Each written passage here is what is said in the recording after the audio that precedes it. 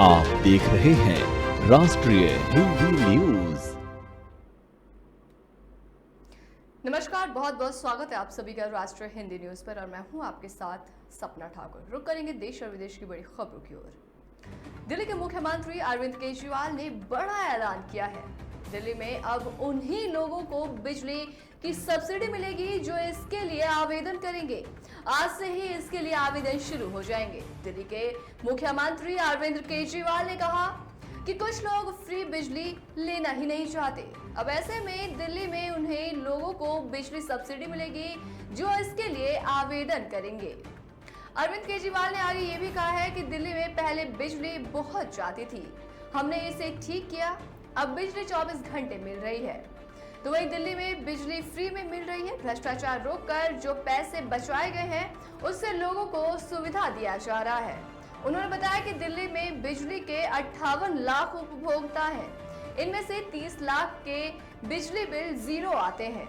17 लाख उपभोक्ता के आधे बिल आते हैं। हम उन्हीं को सब्सिडी देंगे जो सब्सिडी मांगेगा। ये सुविधा 1 अक्टूबर से लागू रहेगी। बिजली के बिल के साथ एक फॉर्म आएगा। बिजली के बिल केंद्र में फॉर्म जमा करना होगा। उन्होंने कहा कि हम एक नंबर भी जारी कर रहे हैं।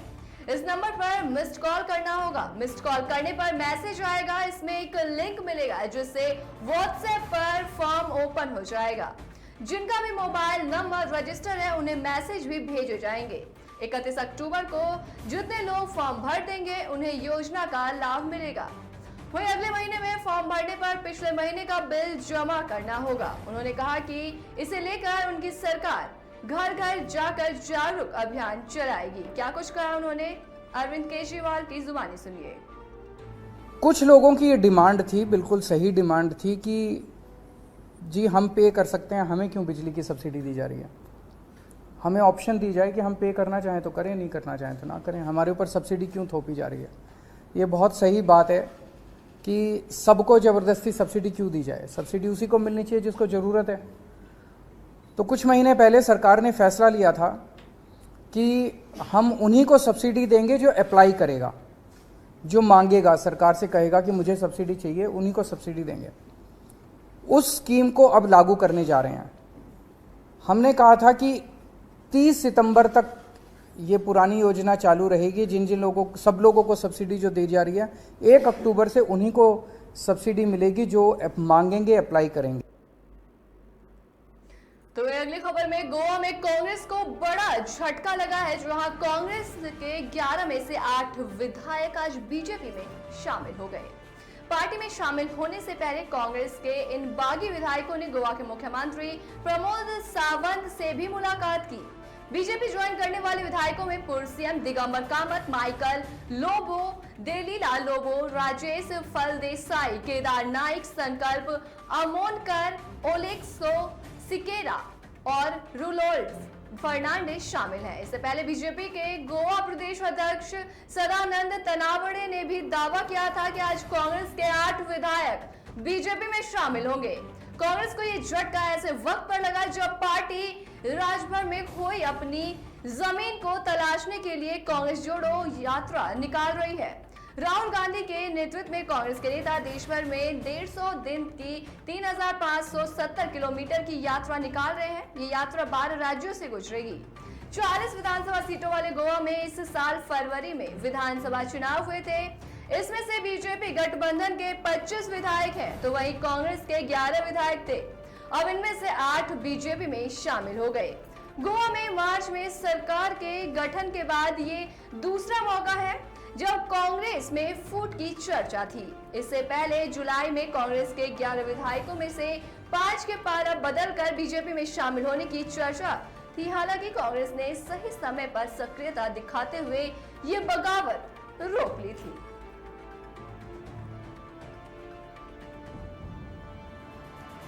तो वही भारतीय क्रिकेट टीम अब पूरी तरीके से T20 वर्ल्ड कप की तैयारी में जुट गई है। ये टूर्नामेंट अगले महीने ऑस्ट्रेलिया के मेजबानी में होना है, मगर इससे इतर इंग्लैंड में भारत और पाकिस्तान की एक अलग ही रंग देखने को मिल रही है। दरअसल भारतीय टीम के स्टार तेज गेंदबाज मोहम्मद सिराज को वर्ल्ड कप के लिए टीम में जगह नहीं मिली और ऐसे में वो इंग्लैंड में काउंट्री क्रिकेट खेल रहे हैं। 28 साल के सिराज ने काउंट्री डेब्यू पर शानदार खेल दिखाते हुए समरसेट के खिलाफ मुकाबले में पारी में 5 विकेट हासिल किए।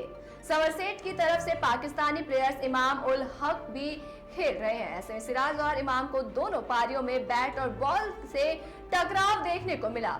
इनमें हर बार सिराज ने ही बाजी मारी है। भारतीय क्रिकेट गेंदबाज ने दोनों पारियों में इमाम को जारी करते हुए मौका दिया है और दोनों बार अपना शिकार बनाया। सिराज ने एजबेस्टन के मैदान पर समरसेट के खिलाफ पहली पारी में 82 रन देकर 5 विकेट हासिल की।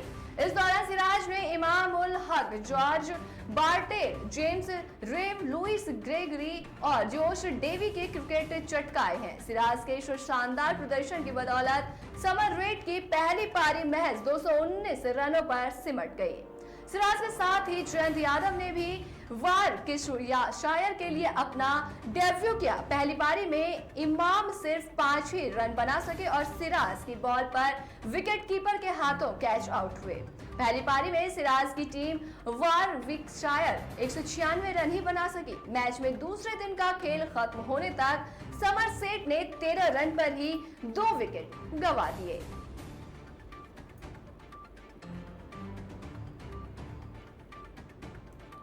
तो वहीं आए दिन एक के बाद एक बड़े हादसे होते रहते हैं और लोग अपनी जान तक गंवा देते हैं। तो ऐसा ही एक मामला गुजरात के अहमदाबाद से सामने आया, जहां बुधवार को एक बड़ा हादसा हो गया। यहां एक निर्माणाधीन इमारत की लिफ्ट टूट गई। इस हादसे में 7 लोगों की मौत हो गई। हादसे के वक्त लिफ्ट में 8 लोग सवार थे।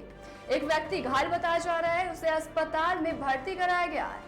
अहमदाबाद के गुलबाई टेकरा इलाके में यह हादसा हुआ। यहाँ निर्माणाधीन इमारत की लिफ्ट गिरने से 7 लोगों की मौत हो गई। बताया जा रहा है कि सभी लोग बिल्डिंग में 9वीं मंजिल पर लिफ्ट का काम कर रहे थे। उसी वक्त यह हादसा हो गया। सभी लोग जमीन पर गिर गए।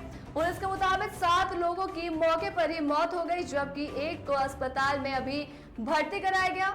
तो उधर इस हादसे ने एक बार फिर मजदूरों की सुरक्षा को लेकर बड़े सामने इंतजामों पर सवाल खड़े कर दिए हैं। तो वही जम्मू कश्मीर के पुंछ जिले में भीषण हादसे की घटना हुई थी, जहां बस खाई में गिरने से 12 लोगों की मौत हो गई। इस हादसे में 25 यात्री घायल हुए हैं। गंभीर रूप से घायल 6 यात्रियों को एयरलिफ्ट कर जम्मू कश्मीर में रेफर किया गया। हादसा उस वक्त हुआ जब वो पुंछ जिले के ही सौजिया से मंडी जा रहे थे।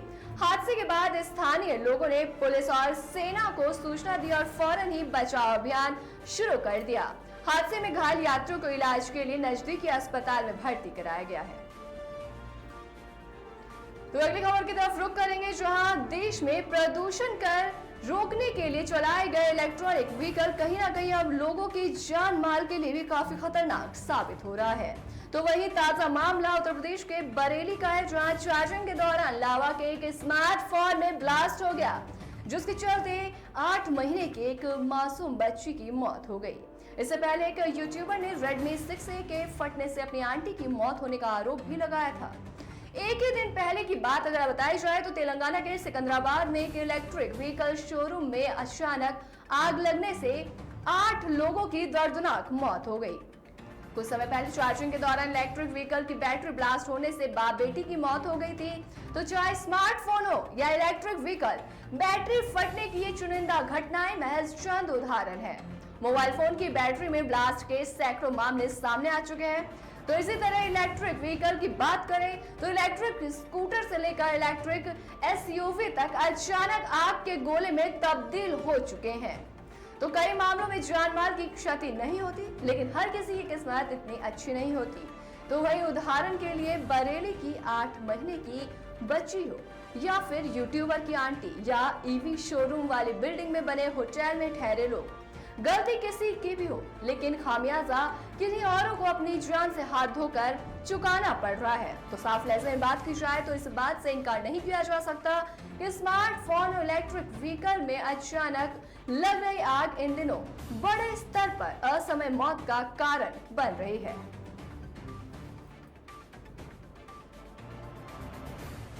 तो इसी तरीके की तमाम बड़ी खबरों से जुड़ने के लिए देखते रहिए राष्ट्रीय हिंदी न्यूज। जय हिंद।